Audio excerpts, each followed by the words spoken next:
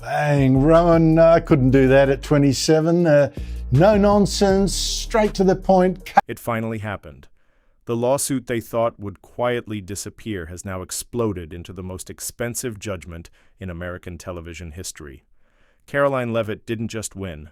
She caused a cultural shock so loud and so powerful that ABC and The View are now facing what insiders are calling a slow but certain corporate breakdown. $800 million.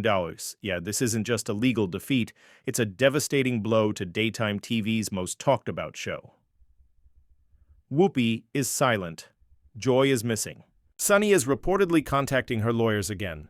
Meanwhile, Karoline is walking around like she owns the media. This isn't just a courtroom win, it's a media earthquake. A massive moment for the entire industry. This is more than justice. It's a turning point. Karma, coming through loud and clear. And now The View, once the queen of midday ratings, is facing a harsh truth: bankruptcy. Stay with us because what we're about to reveal is pure chaos. We're exposing every detail behind the downfall, every twist, every leaked message, every desperate settlement, and showing exactly how Karoline flipped the script on a media powerhouse. Before we jump in, hit that like button if you're tired of the media's double standards. Subscribe now so you're always first to hear when the next media bombshell hits. Subscribed? Good. Let's break down exactly how The View fell from daytime leader to legal disaster. So Joy Behar just offered her analysis on why... The moment the gavel dropped and the $800 million judgment became official, the shock didn't just hit The View, it blasted through the entire financial foundation of ABC. In seconds, the impact tore through Wall Street like a wrecking ball. ABC's parent company, once a media giant too powerful to collapse, watched its stock nosedive. Millions in market value were wiped out before anyone even finished lunch. Traders were rattled, financial experts speechless, news anchors ripped. Up their prepared scripts live on air. CNBC halted its tech segment just to break the story. A ruling like this had never been seen before. It shattered ABC's financial confidence. The sound echoing through the media wasn't applause, it was warning sirens. And while Karoline Leavitt's legal team toasted their victory with coffee, the downfall had already begun. In Manhattan, skyscrapers, panic spread through advertising agencies like wildfire. 4 major sponsors, brands that appeared in nearly every commercial break, pulled support immediately. One source inside the network described the scene as a dam breaking. With every passing minute, another business partner vanished. Phones rang nonstop. It was financial chaos. Advertising departments froze, campaigns were canceled, product placements vanished overnight. The money machine that powered The View's flashy production just stopped. This wasn't a setback, it was a full-scale collapse, and it got worse. Networks typically rely on crisis insurance to recover when things go south, especially when big personalities cause trouble. But ABC's policy had a catch. It didn't cover intentional defamation, and Karoline's legal win proved exactly that: intentional, strategic, and damaging attacks on her character. With no insurance backup, no financial cushion, ABC was left, completely exposed. This wasn't a minor mistake, it was the Titanic slamming into an iceberg, with no lifeboats in sight. Emergency meetings erupted in boardrooms filled with panic. Legal teams rushed in like firefighters at a 5-alarm blaze. Executives tore through budget sheets like they were trying to disarm a bomb. One question hung in the air: can we survive this? That's when the one word no company wants to hear started circulating. At first, just a whisper, then a text, then a leaked memo. Bankruptcy. A young HR employee even messaged someone in graphics. They're whispering.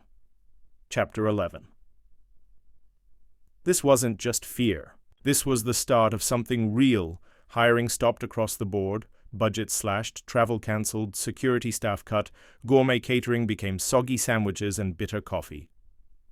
And through it all, Karoline said nothing. No media interviews.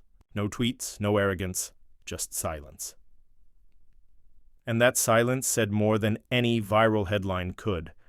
As ABC's foundation crumbled and execs scrambled to survive, Karoline stayed calm, steady, quiet, just watching. The View wasn't struggling. It was sinking, and the woman they once mocked became the storm that tore them apart.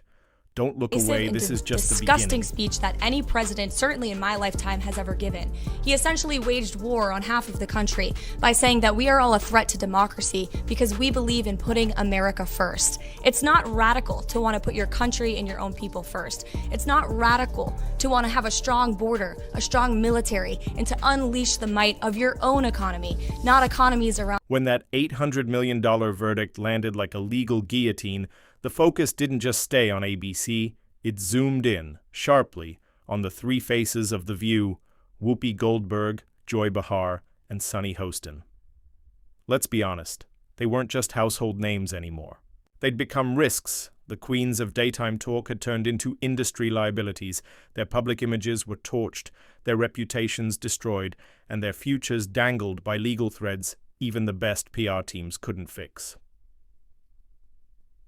Behind closed doors, things got even more intense. One by one, the co-hosts were called in, not to glam rooms, but cold legal briefings. No jokes, no makeup artists. Just lawyers and folders full of facts. They were told, bluntly, they might be personally responsible for part of that massive judgment. Yes, personally, financially. Let that sink in.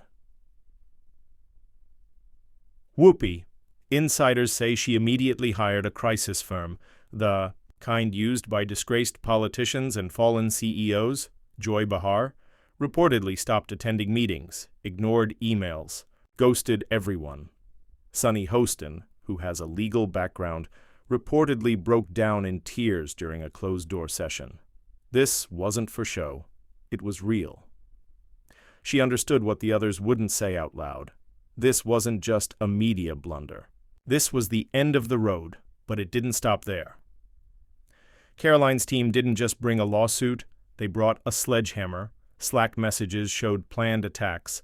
Behind-the-scenes clips caught the hosts mocking Karoline during commercial. Breaks, producer notes, outlined who would deliver the harshest insults. This wasn't a live TV mishap.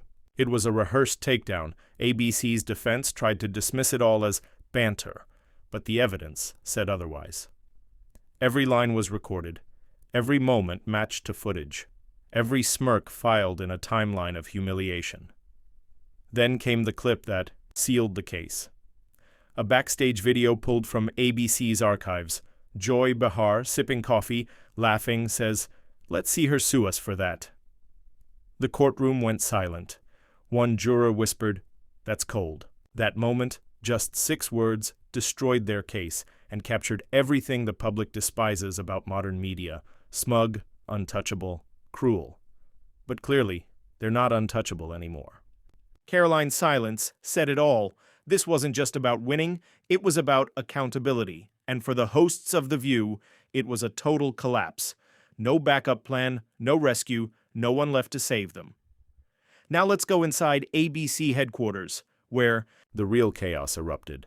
Picture a sleek conference room, leather chairs, a 40-foot table used for celebrations and power plays. That room became a corporate funeral. When the verdict dropped, alarms literally went off. Multiple top-level employees tried to access restricted financial files at once. Internal security flagged it as a breach. The crisis team, trained to handle scandals, froze. At 2:01 p.m., an emergency meeting was called. Subject line: immediate response, lawsuit verdict. By 2:15, the room was full. Lawyers, PR heads, executives, Disney stakeholders on a secure Zoom. One exec slammed the table. A glass pitcher tipped. "We let this happen!" he yelled. Another hurled a legal binder and shouted, "This is bigger than Don Imus, bigger than Roseanne. This is the destruction of a legacy." Then it happened. A junior legal assistant rushed in, holding a single envelope. Inside, a letter from Karoline's legal team. One sentence. Bold Helvetica font. "We suggest you begin calculating liquidation options." Liquidation. The word stunned the room. Some execs demanded action. Fire Whoopi, fire Joy, burn the brand. Others warned it would look like guilt. "If we act now," one said, "we're admitting we can't defend this."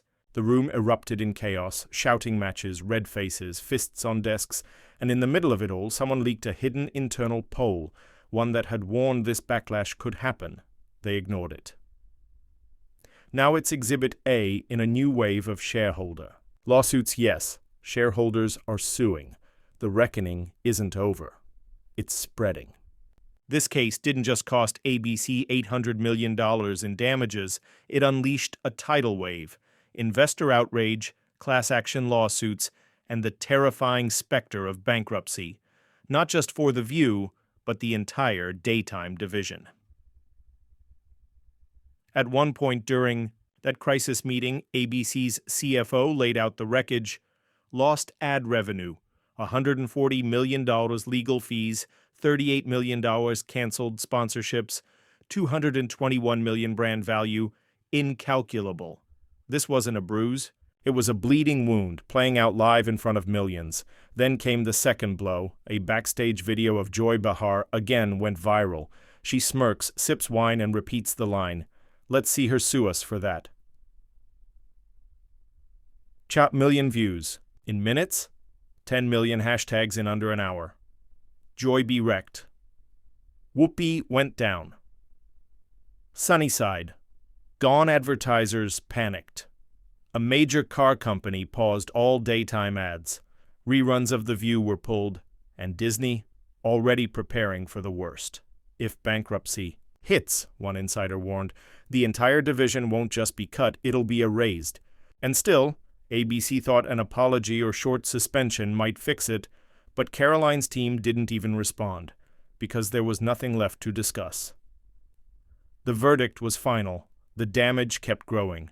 The View was vanishing. ABC went from "let's make it go viral" to "let's explore liquidation," all in under 90 days, and no PR stunt can rewrite that, because this wasn't a publicity nightmare. It was a reckoning. Across studios, producers watched like it was their fate on trial, because if Karoline Leavitt could take down The View, no host, no network, no off-script moment is safe anymore. The ripple effects are real. CBS held emergency meetings, NBC launched audits, even Netflix and Hulu are reviewing policies. Why? Because Karoline didn't just win, she shattered the myth that media giants are untouchable. Now hosts are being trained in defamation law, contracts are rewritten. TikTok calls it the talk show takedown. YouTube is flooded with 3-hour breakdowns, and for once, everyone agrees. This wasn't just about Karoline, it was about accountability. A 26-year-old conservative woman brought the most powerful talk show in America to its knees. No screaming. No social media rants. Just calm, undeniable evidence, and a takedown that became modern folklore. The whispers are growing louder. Some political strategists are already looking at 2028. One campaign insider reportedly said, "She's got